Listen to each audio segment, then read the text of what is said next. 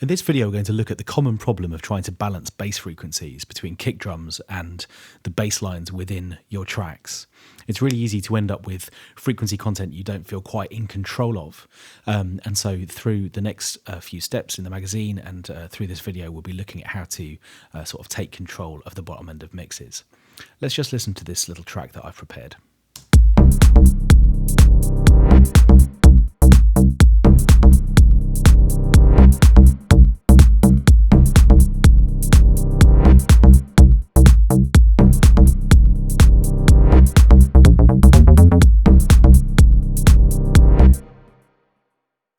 So as you can hear, there are a few things going on, but the three tracks that we really want to concentrate on here are the kick track at the top, and then the sub, and then the attack deep bass line. So I'm just going to mute everything else for a moment, and we can just focus on these three elements. Now, it's a really common practice to sort of double bass lines across a couple of sounds, and that's exactly what I've done here. I've got a sub part filling in the bottom end so it's nice and thick. And then I've got a more attack-based sound, which is providing a bit more energy higher up the frequency chain to bite the bass line a little bit harder. Let's just listen to those three things by themselves.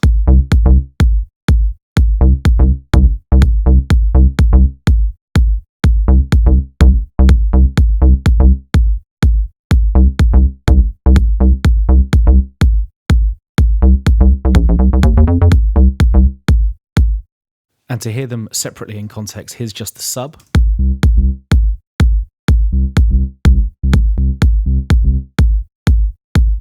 And here's just the attack sound on top.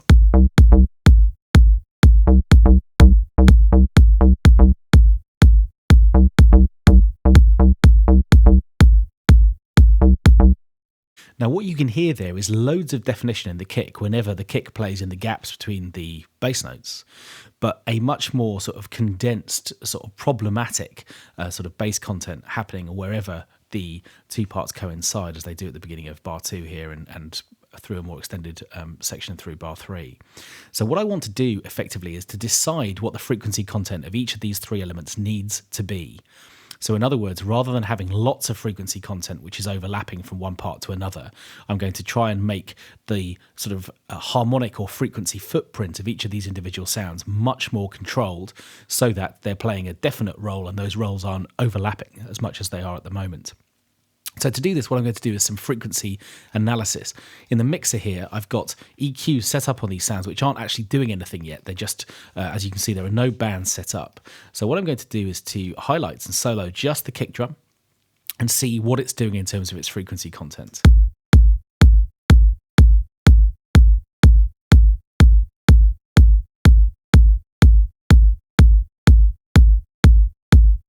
So it's easy to see and to hear that the frequency content is at its loudest. The fundamental frequency is around sort of 60 hertz.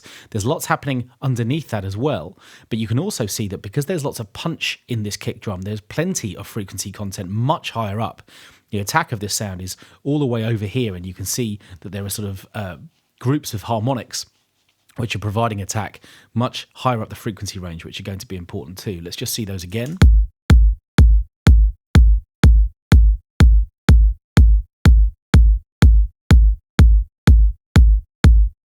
Okay, let's now look at the sub part and its frequency content, which is obviously going to be much more controlled.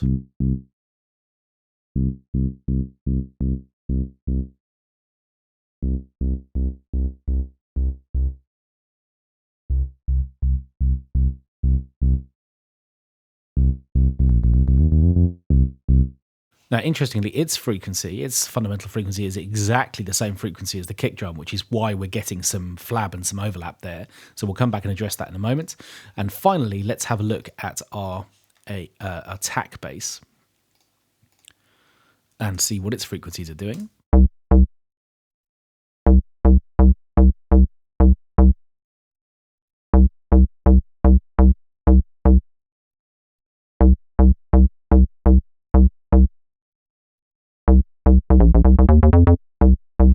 Now, in a sound like this, again, are fundamentals around exactly the same zone, but you can see these individual spikes of frequency content showing us the harmonics in this synth sound. So what we've basically got are three separate sounds, all of which are kind of confused and confusing each other around the 60 hertz mark. And the thing to do now, I think, would be to make some choices about exactly what we want to hear happen there. Do all three sounds need to sort of bed into that frequency as hard as they are at the moment? Well, I don't think they do. I think what we need to do is to decide now that our sub bass is going to fill in the gap below 60 hertz, and it's going to do very little above that, whilst our attack bass is going to drop away around 60 hertz and provide more content at different frequencies to ensure that it punches through, with the kick kind of in the middle there, providing the weight below.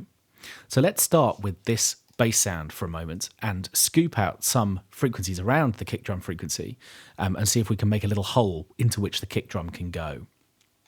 So I'm going to create a band, and I'm going to just scoop out this frequency, and I'm going to make that relatively narrow in terms of bandwidth, and I'm going to make this obvious for now. We can always change the amount of drop, but we'll put this around sort of 5 dB for now.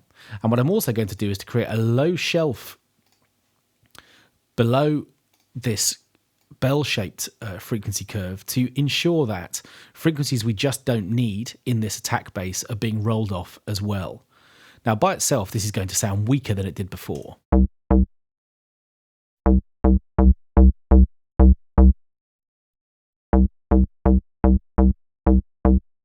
But that's okay. What it's doing is to create some space into which our kick drum can go.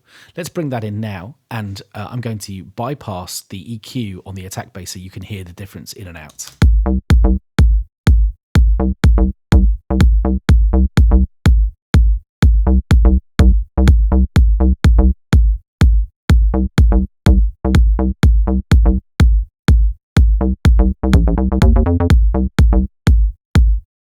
Okay, so the attack bass definitely sounds thinner than it did before, but interestingly, there's much more clarity now in the kick drum where the two notes happen at the same time. So what I'm also going to do is to put some additional content, some additional sort of weight into the front of the harmonics in this attack bass, a little higher up into the frequency content. So we're into sort of low mid-range now. And what I'm going to do is to create a nice sort of generous boost around this frequency area to give the sound even more punch above the main bass frequencies.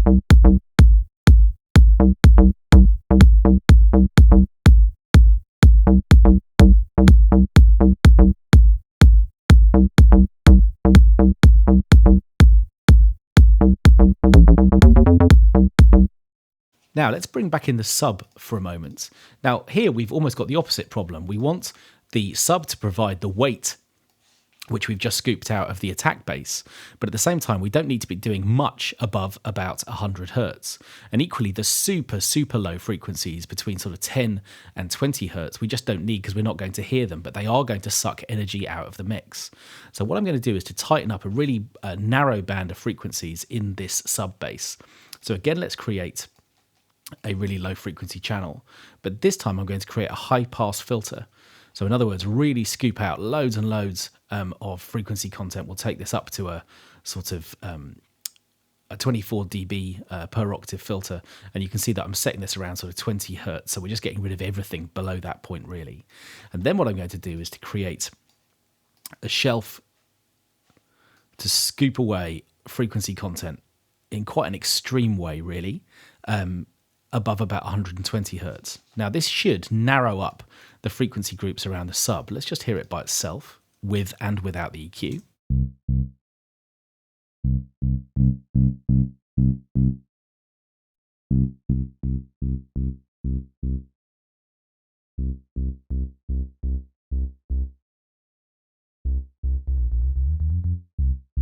Now that's really focused that sound. It's really deep now, and it's got almost no harmonic content in it at all. Let's put it in with the attack bass.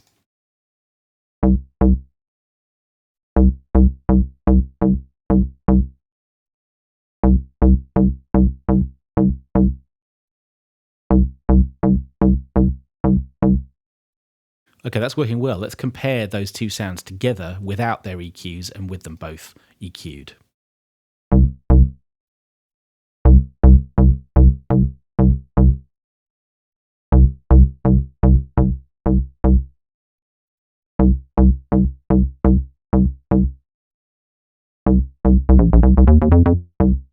And that's working much better. There's much less overlap now. Those sounds sound much more joined together. They almost sound more like one sound than they did before. Let's see that now working with the kick.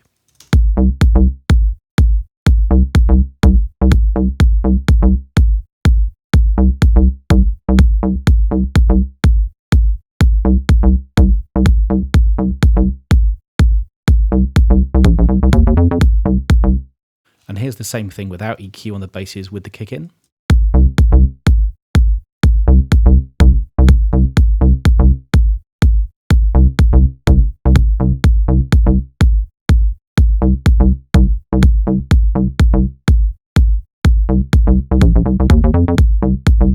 So we've got lots more clarity. And what we could even do in the kick EQ is to remember what we've done in the other two basses and again make more room for those. So again, we probably don't need as much sub bass frequency, as many sub bass frequencies as we currently have in the kick drum. So we're going to roll out some of that, maybe not quite as extremely as we did with the attack bass, but that will make more room for the sub. And at the same time, I'm going to remember that I've created a nice little space for the attack bass to do its thing around this frequency, around sort of 190. So I'm going to scoop a little bit out of there as well. And maybe at the same time, to provide a little bit more attack, remembering that my kick drum's got lots of treble frequency and upper mid-range frequency in it as well, just to provide it with a bit more attack, I'm going to emphasize a bit of that too. Let's see what that sounds like.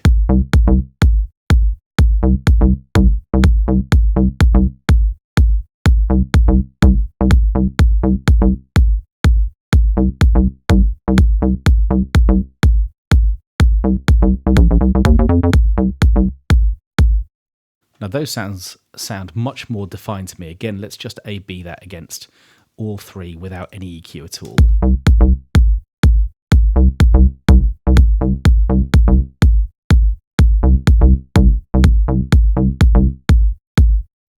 Okay, and now let's just put the whole mix back together. Let's play it through once without the EQs. This is as it sounded originally, and then we'll punch the EQs back in. It would help if I unmuted these channels.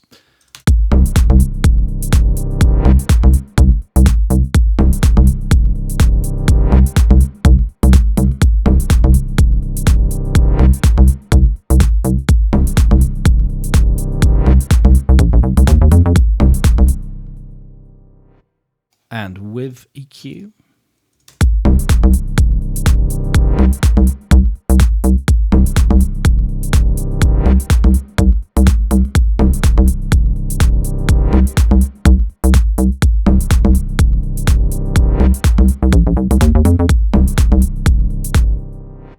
So the whole of the bottom end sounds much more organised. In fact, now the attack bass is too loud, to my ears at least, so we could adjust volumes. But in terms of using EQ to separate sounds and provide a dedicated role for each, that's a really nice way of providing more management of bass frequencies.